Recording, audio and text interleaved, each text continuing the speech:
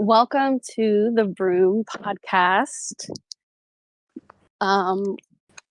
This is the introductory or welcome episode of the Broom podcast, and I have here with me, I'm Hoda, also known as Intrepid Bodies, and I have other folks here with me known as Tenders, who mostly reside, where they reside, but also in the Broom Discord server, which is a collaboratively co-governed metaphysical garden. Where the landing space is the Discord server, as I mentioned before. And I would like to hold space for others to introduce themselves and pose the question, what is the Broom to you right now? Well, my name is Nobu, and my alias is Nobu Hujimi-chan. And the Broom to me right now is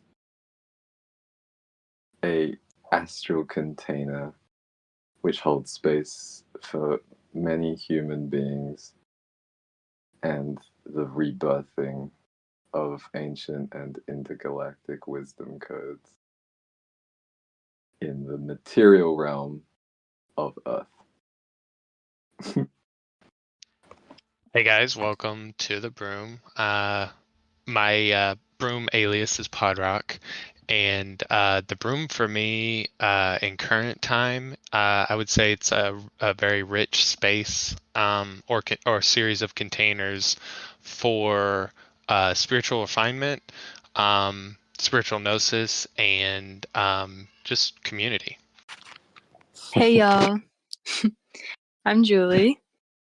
I'm a tender here in the Broom.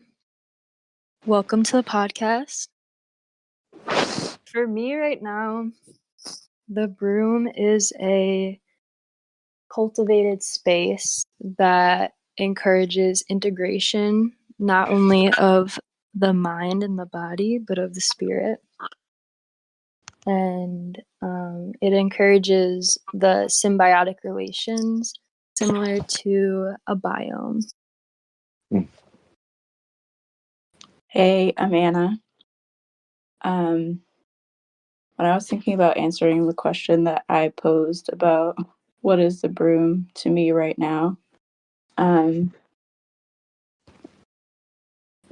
I was thinking about how to answer this question feels like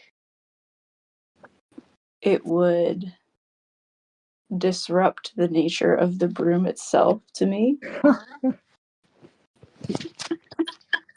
Meta. So I thought maybe I could answer the question of, even though I was the one that kind of came up with it, I figured it could be more generative to try and answer the question of how the Broom has impacted me. And that I can speak to with certainty and have been able to speak to with certainty for a long time. To me, it really feels like the Broom has provided me with a foundation that I never had before. One that allows me greater freedom, a greater sense of connection, support, and just overall a way to navigate the world. Yeah. Does anyone want to read out Lexi's? Okay, yeah. Lexi has responded to this question, and she says that the Broom to me is a co-governed space where new and old ways for our lineages are being birthed and remembered. I love that. Thank you, both of you. Yeah, I would like to answer the question that I posed at the beginning of this welcome episode about what the broom is to me right now. I think I agree with what everyone said. And for me, a term that's been really standing out when I think about describing the broom to other people um, is a term that I think for me encompasses also the potential of the broom. And that phrase would be a spiritual house. And I mean that in the ways where people can imagine that in the most ancient of ways or the most modern of ways. But that's what the broom is to me right now. Thank you. Thank y'all for your shares. Mm-hmm. To ask the next question about, I guess this also could kind of answer like why we started the podcast or why we felt inspired to start the podcast.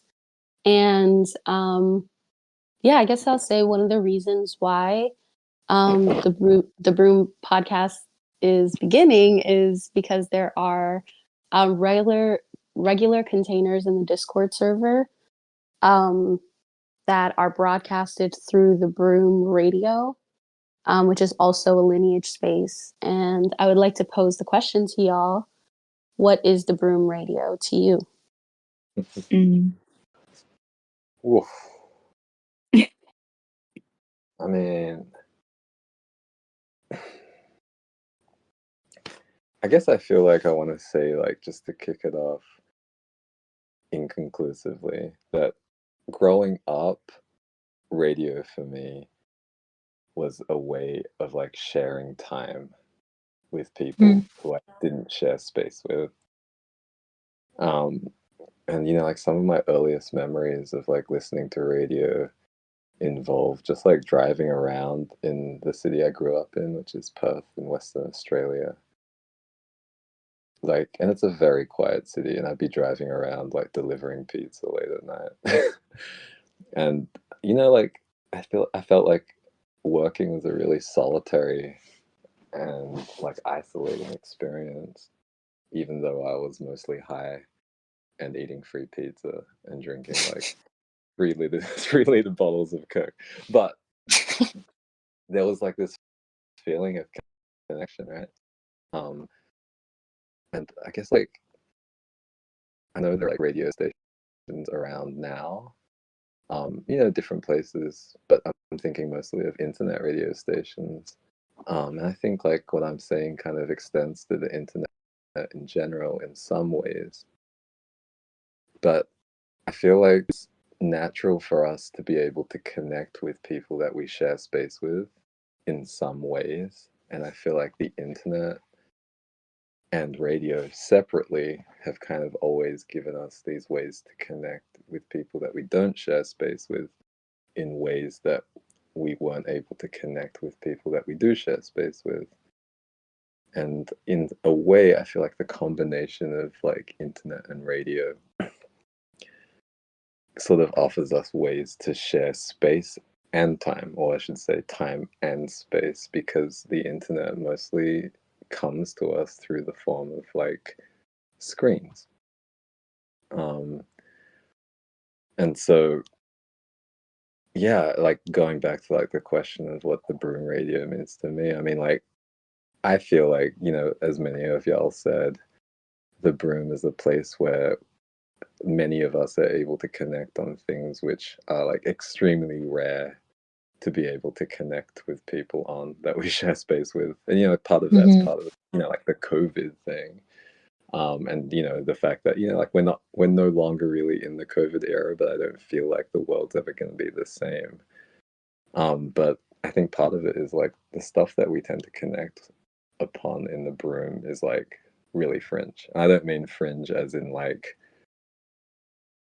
not fit for sharing with other people. I think it's more that like most of the stuff that I find myself sharing in the broom is stuff that I could share with people and I'd feel completely unabashed about sharing with people, but they would just like not be able to pick up.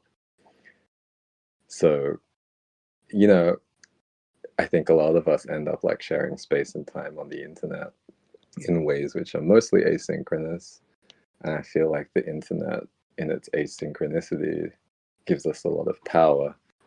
But I feel like it also means that we've kind of bred communication habits which don't really match the communication habits of our ancestors, who mostly communicated synchronously before we had the ability to share our thoughts in text, right? And, honestly, I feel like the internet kind of gives us many ways to connect on topics that we can't connect on with people that we share space with. But then the mode of communication is not especially connective to me. So, I think for a long time, the broom was sort of a text-based or text-only container for sharing matters of extremely woo, mystic material, right? But I feel like adding the ability to like share in synchronous communication kind of like levels up that connectivity. I agree. And like, to be honest, I feel like this is part of, like, for me, it feels like this is part of training myself to be able to like connect on some of these matters with people who aren't in the room in a synchronous fashion. And I think like making it a radio station, sort of, I kind of want to say, without being too ostentatious about it, I feel like it's sort of role modeling what that might look like in more regular conversation, right? Like, I think we'll kind of get to this later on in this episode, but like, there are a ton of spiritual podcasts out there, but I can't say that they're conversational in the sense that I feel like conversational means, because for the most part, and I completely understand, and this is like a no shade comment, but like, people prepare things to say in spiritual podcasts. And that mode of communication, in my experience, doesn't bridge supernaturally into in real life conversations. It doesn't necessarily bridge very naturally into informal or unplanned online conversations either. And yeah, I feel like some of the stuff that I've been really excited to see in these live containers relates to being able to weave in some like really metaphysical gnosis into what feels more like regular conversation for me. Well said. Thank you. I was like, that was long. It was, and I think it speaks to so much of what you said about natural flows of conversation, the internet changing the way that we relate to one another. And I'm just really grateful that that's being captured in the first episode, or like the inaugural episode of this podcast. So thank you. Thank you. Mm-hmm. Yeah, thank you both. I also feel there's something that stood out to me, Nobu, that I just kind of want to like reiterate, which is that you mentioned how, hopefully, basically, like, hopefully the structure and like what we're building allows us to connect and bridge connection outside of the broom, which has always felt really important to me, because I think there is this sense right now in a lot of spiritual communities online that things are quite insular, and sort of focused on, not really focused so much on bridging connection outside of those containers. And so I feel like that is really important to me, in terms of what the broom radio can do. Yeah, thank you for reflecting that. I feel like every time you reflect back to me what I've said, it's just like 5 times more precise. Yeah, thank you both for that. And I feel like one thing that really stood out to me in what you shared too was about the nature of like broadcasts, um, and how like I think for me when I imagine the Broom Radio, I kind of see it as one of the many, like a metaphor that comes to mind is like one of the many satellites that is like orbiting the planetary plane. And I kind of imagine the Broom Radio metaphorically or even astrally in that kind of way where these conversations can happen in a public and contained space, where people are like invited to join, invited to share their opinions, maybe like synchronize agreement or even synchronize disagreement. Um, and it, for me, acts, yeah, definitely as like a foundational relating port for how some of these like very, I'll even say like marginalized topics can make it into the general everyday scope of people. Um, I also will say like the regularity or like how regular the containers happen, which is like I think there's like a container every day of the week, and even on the weekends now, apparently, where people people can join and just kind of yeah bring surface some of these topics that they would otherwise maybe just study in their room or in isolation. And yeah, to me that it's really helpful, both as somebody who like facilitates containers and somebody who attends them. Well said. Thank you. Yeah. I feel like I want to use a word which my lexicon via your vessel. I know that sounds weird, but I think you get it. Um, but like to make a perpendicular point, which I hope is reflective in some way. Um, like I feel like that dynamic for me, or like the opposite dynamic to what you're speaking to, tends to arise in like speeches, right? And like again, like I don't want to throw too much shade. I'm gonna throw a little more shade with this, but like I'll say that so many of the synchronous containers in the spiritual community that like I have been witness to, and I would say even like a lot of the containers that I end up facilitating end up being like lectures, right? And I feel like something that's really different about like what you're gesturing towards is I feel like there's a participatory nature, or you could even say like a participatory energy that invites people to feel like, like not always like 100% from the beginning, but I feel like eventually people get to the point where they feel like there is like a decentralization of authority in these containers, right? Mm-hmm. And like you were saying, so many people like amongst us, myself included, spend a lot of time studying privately because the stuff that we're studying doesn't make any sense to study with other people. And then, I'd say like vastly during the COVID era, I felt like we started to find communities where we were able to study this stuff alongside other people in like internet space and time.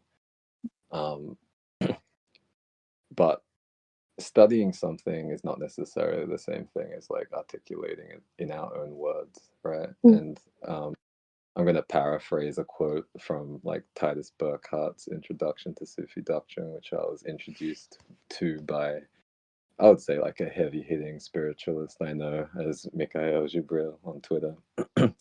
And, basically what he was saying as a summary of his studies of Sufi doctrine is that basically like the doctrine that we absorb from other people can be like stones that pave our own ways, but ultimately our own doctrine emerges from our own path, right? And I feel like in that sense, like elevating our own voices amongst other voices speaking about these topics of esoteric scope, um, gives us opportunities to make our way along our own paths towards our own doctrine. For me. Yeah.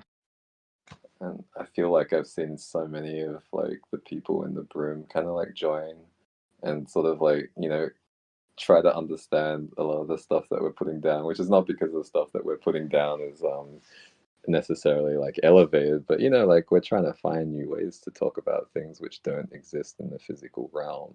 And I would say Mm. most of the time when we talk about things, we talk about things which exist in the physical realm. So, people are kind of like tiptoeing in, and like they see people talking about dismemberment, they see people talking about shielding, they see people talking about crazy fucking experiences with beings that have names that sound like the names of the angels that we read about in various scripts and stuff. And then I start to see people talk about their own experiences, sometimes using the words that we're using, and then I see them using their own words, and I see the people who perhaps started those conversations starting to pick up the words that other people use, and then I see people start to like tiptoe those words out into the live containers, and it just sort of feels like there's this like co-arising of what I'll call like many aligned but articulated and differentiated points of view. And like what just jumped into my mind's eye was that image of like the blind sages kind of like I want to say fondling the elephant. And I'm shielding out all of these fondling egregores, but I feel like you'll feel me. Yeah. Yeah, I love that because it makes me think of Veronica, and I feel like Oh, I want to shout out Veronica too, even though she's not here. totally. Yeah, Shout out V. yeah, She's not here in physical. right. She's not here in Yeah. physical, but clearly, yeah. Hey, girl. Yeah. I feel like every time Veronica says something, I'm like, oh yeah, like you said something I like, felt, but you said it like a lot better than I feel like I say.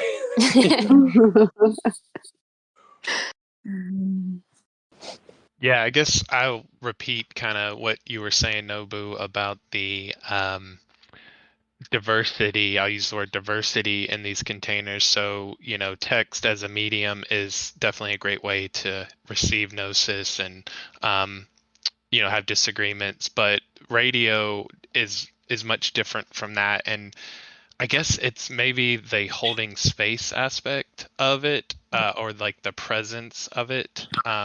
Something to do with the real-time communication for me. But being in radio versus being in text has been um, a much different experience, and I've witnessed space being very skillfully held in these containers, and um, diverse perspectives are welcome, maybe even invited. Disagreements are welcome, which for me has provided a very potent refinement that it seems like in a lot of other spaces that are voice, it's limited to a single perspective or a single lineage. Whereas these, it comes from a lot of perspectives, and so that's provided a lot of very good refinement for me, and I would say like soulful interactions even. Shit. Okay. I mean, in the spirit of disagreement, I will say that I feel like there might be people who listen to this and they're like, oh, yeah, like I've seen some shit go down in the room. And I feel like it would be insincere for me not to name check that, right? Like what am I gonna say about this? I mean, I feel like I need to talk about like the broom as a place of refinement. And I think like y'all have talked about it, and I feel like the way I'm talking about refinement probably like gestures at some of my karma, right? But there is like the refinement which comes from like seeing people say things that align with what we've felt before. I think there's a ton of refinement, like I was just saying, that comes from seeing people say things that we felt before in ways that we find like even more aligned than the ways that we've articulated those things ourselves. And I also feel like there's a ton of refinement from like disagreement. And I also feel like there's a ton of refinement from disagreement, which, I'll say like probably doesn't look a lot like what people think spiritual communication looks like, right? Like I feel like there's egregores around spirituality, which sort of dictate to us that, people who are spiritually elevated or spiritually earnest or spiritually practicing kind of show up in a way which is like, like one of my hands is held in, I think it's called, I'll just call it a mudra, and my eyes are sort of like gently closed, and I'm at peace with everything in the world, and anybody that says anything that I disagree with, I'm just going to smile at gently. And frankly, I feel like we live in a time where, like people who have no hair on their heads have been sitting in beautiful monasteries in gorgeous places in the world, smiling gently with slightly hooded eyes, holding mudras for thousands of years. And I feel like, to me, even as material circumstances have gotten a lot better for some people, and some better for a lot of people, and not better at all for a lot of people, even though these people have been following that spiritual doctrine of showing up in serenity and peace, there is more suffering. And I feel like it would be dishonest of me not to talk about the need for spiritual people to channel divine rage. I think it would be dishonest for me not to talk about the need for spiritual people to channel undivine rage and then be told that they're channeling undivine rage from the perspective of other spiritual people, and be given the opportunity to be reflected, right? So that they can look at their own shadow. And I'm looking at my own shadow right now, and I feel like y'all have shown me my shadow like tens of thousands of times at least. And yeah, I feel like it's worth saying that this is also something that happens mostly in text, I'll say, in the broom. True. And I wouldn't want anyone coming into broom feeling like they were just gonna sit amongst the Buddha tree or the Bodhi tree with a bunch of other monastic adepts and repeat "We are one" in monotonous humming voices over and over again. But to me, that's a feature and not a bug, if that makes sense. Mm-hmm. Definitely does. Yeah. Mm-hmm. I appreciate you bringing that for this episode. It's like super bass to me. Like, yeah. No. And I'll also say that I agree a ton with what Podrock said. Yeah, I feel like there was something you were saying about like, if it's not, I've always kind of felt this way when I like started becoming interested in spirituality, like explicitly, where it was like, I found myself just asking like, well, what is the point if ... like, what is the point of spirituality if ... like, I was always asking myself that question. Mostly is like, what is the point of spirituality if there is still suffering, if there is still like systemic injustice, if there, all of these things. And it feels to me like a lot of people who join the broom, and like, especially it feels like to me amongst, this group here, I feel sort of like a kinship in that line of questioning, that I really appreciate, and that feels like it buoys me in a way. It took me like 5 seconds for me to get that you weren't saying bullies. Not bullies, buoys. But the closeness of those words does tickle me. Going back to the suffering aspect, I feel like the broom has not only like allowed me to confront my suffering, but to confront it with like grace, and even just like just like the safety of feeling you can do so without, say, like cancel culture type things going on, and also just being able to bridge that out into like my relationships. Like suffering I experience within my relationships, how to confront that and be able to articulate that and eventually express that to other people. Yeah, I feel like that was important to mention. And also with talking about the broom radio specifically, basically continuing on what Podrock said versus like interactions in the text channel versus in the broom radio. Nobu said this word yesterday after tea last night. The word braiding comes to mind, and I feel like the broom radio really gives that foundation for us to braid whatever juices we got or just our own energies into one another without it being unsafe or constrictive. Yeah, it's like a cliche that is coming to my head is like, that's where the magic happens. Is in the broom radio. It's where the magic happens. But yeah, there's something about time, like being in real time with people, that we're able just to come together and braid our juices. That sounds really weird, but I'm gonna leave that there. Yeah. You know what came to mind is like the crossing streams egregore. What was that?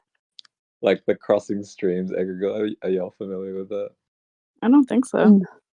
I mean, I feel like there's this thing where like dudes pee together and they're like, "Don't cross streams." Okay, Like, I it's like- thought that's what you were talking about, but I was like, homophobic I'm gonna let him thing. explain. And I'm like, yeah, braiding juices feels completely wholesome to me, you know. Like, I guess I'm gonna read out what Lexi typed out, which is, the broom radio to me feels like an opportunity for practitioners to share their offerings, where people can connect and co-create in material and immaterial realms. Precise. That was not Lexi. That was me.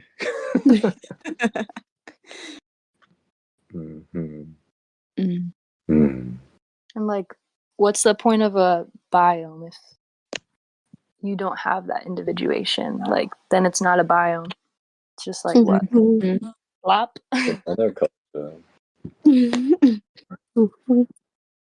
By the way, I'm so glad, Holly, you said you were down to edit out chatter because I felt like it gave a lot of breathing room. Yeah, for sure. I must have missed that part. I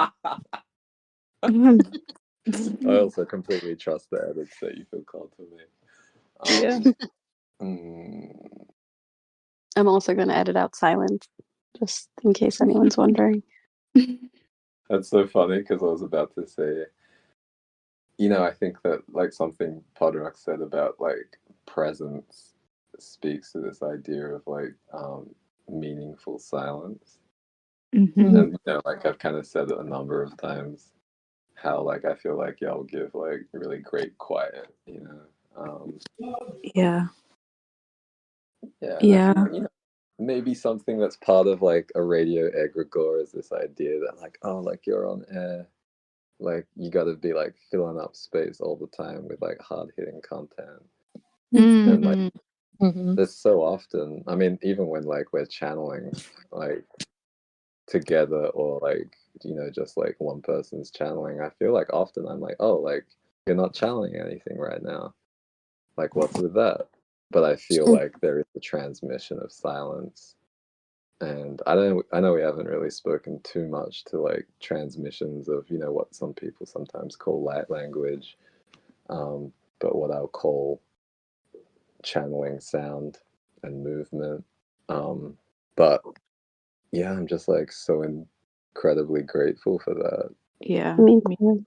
Yeah, I was gonna on silence. I feel like it feels so like it feels like a big deal to me, even that like I had this experience like just before this where like my Wi-Fi got disconnected and like there was a period of silence, and I noticed immediately like the quality of that silence. Like I was registering the quality of that silence, and I was like, I don't think that this is a silence of like I knew that like something was up because we often sit together in silence and it feels different.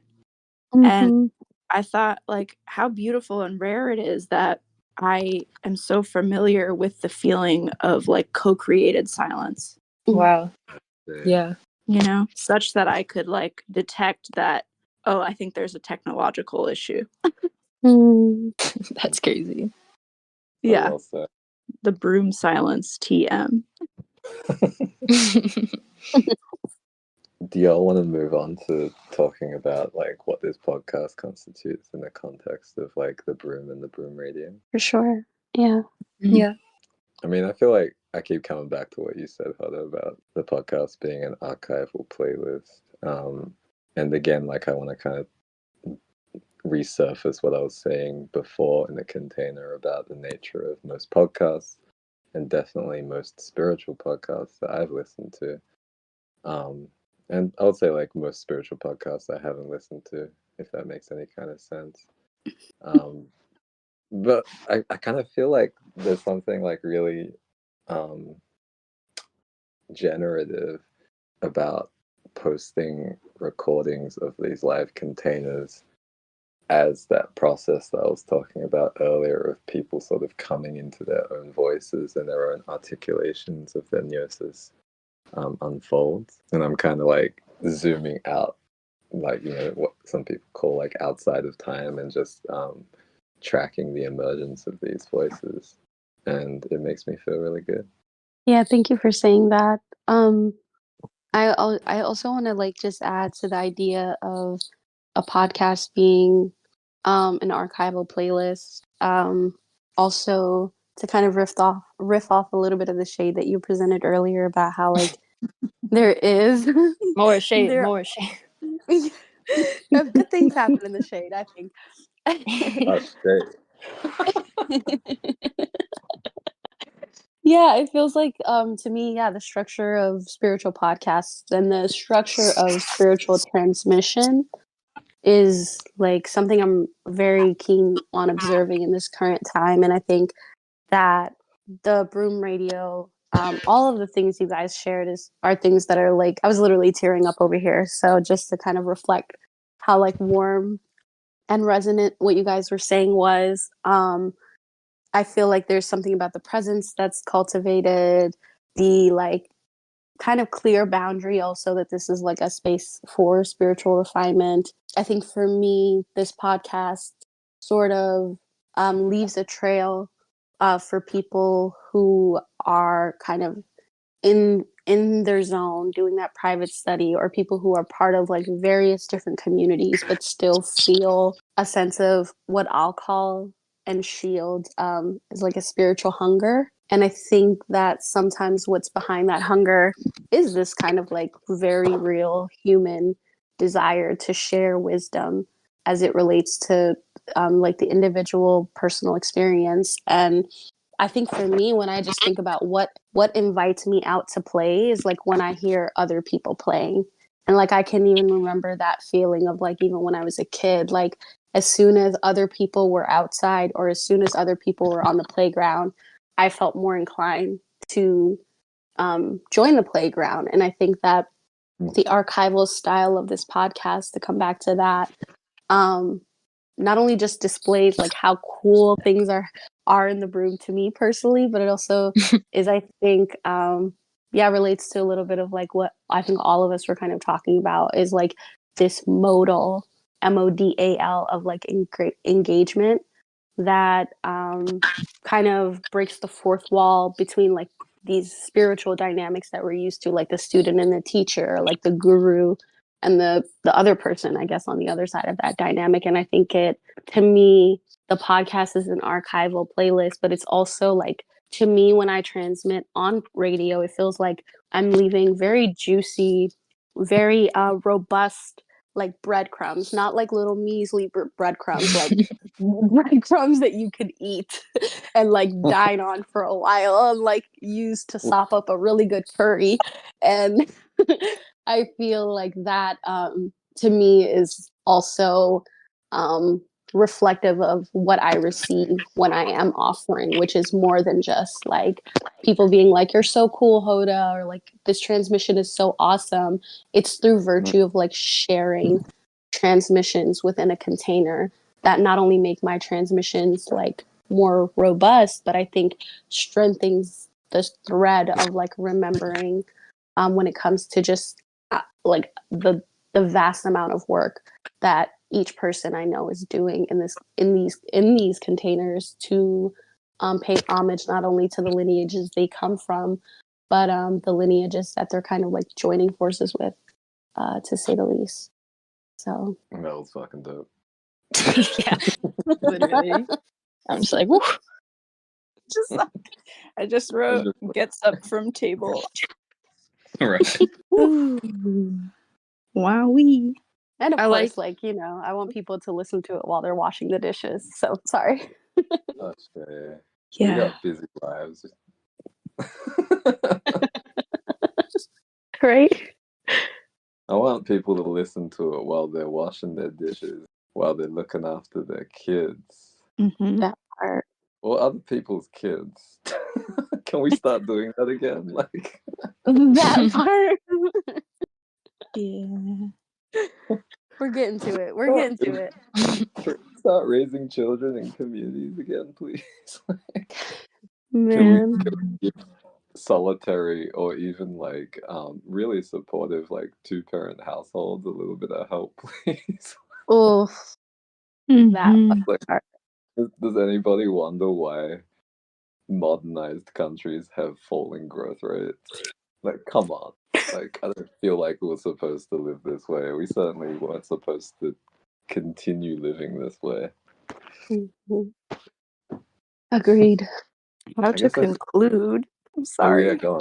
Oh No, no, it's just like how to conclude. I don't know. you said jinx, and you're supposed to be like punching me every time I say something. But I was gonna, I was gonna ask y'all how you know, if you like zoom out a little bit and you kind of like reflect on like the body of work represented by this archival playlist. Like, what do y'all kind of glimpse? You know? Will you ask the question again, please? Okay, yeah. When you imagine yourself looking back on the archival playlist from some point of time in the future, like Mhm. what do you imagine feeling? Ooh, thank you. Whew. I mean, I imagine feeling a lot of pride, to be honest, Say, in the most innocent sense of the word. Mhm. And like, I also feel a ton of pride in this moment, even, to be honest. you're not gonna make me Same. cry, Anna. You're not gonna make me cry. I mean, yeah, like, we've been working hard. Mm-hmm. We've been working hard. Mm-hmm. Yeah, For that's what I real. have for now. Feels timeless to me, honestly. Mhm. That's shame. Which I don't really know what the feeling of timelessness is in the body, but it's that. Yeah. For real. I'm kind of getting the image of like picking berries and fruit from like a bush or a shrub. Mm-hmm. Ooh. And it's like each one counts and each one has that sustenance. Mm. You might I make have me cry. chills. I know. I have chills. Like, You're reminding me of this poem I channeled on Twitter like sometime earlier this year or maybe last year, where I think I said, in the garden of Shekna, mhm. no plant is forgotten, no tree lost, no fruit rotten. Mhm. Yeah, I want to say like spiritual paths and how that imprints upon this playlist. I immediately had this thought like, oh, you know, like what if like nobody listens to it? And I was like, dismember, dismember. But then, you know, like in that space, I was kind of imagining somebody or myself listening to this sometime in the future.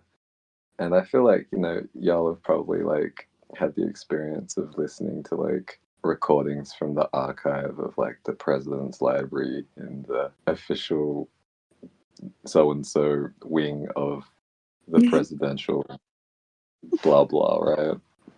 And I feel like there's this like poignance to so many of those recordings. Mm. And like to me, like that kind of feels very close to what came up for me in my body when you said that it feels timeless to you, Julie. And then I guess like the other thing I was thinking is just like I have like so much fun in these containers, and I also get through so much work. You know, like I also transmute the fuck out of myself in these containers, and you know, I feel like there really is like, you know, to invoke another cliche, this idea of being completely detached from any possible outcome from these containers. Yeah, and I feel like in that sense, like the work that we do and also like the play that we have or make kind of stands by itself for me. Welcome back up. Yeah, the word legacy came to me Mm. so you were speaking. You know I'm gonna Wiktionary that shit. Oh yeah. It's from the medieval Latin legatia, which is not defined. From the Latin, from Proto-Italic lego, from Proto-Indo-European leg. Cognates include ancient Greek lego, I speak, I choose, I mean. Wow. Wow. Dang. And Albanian bled.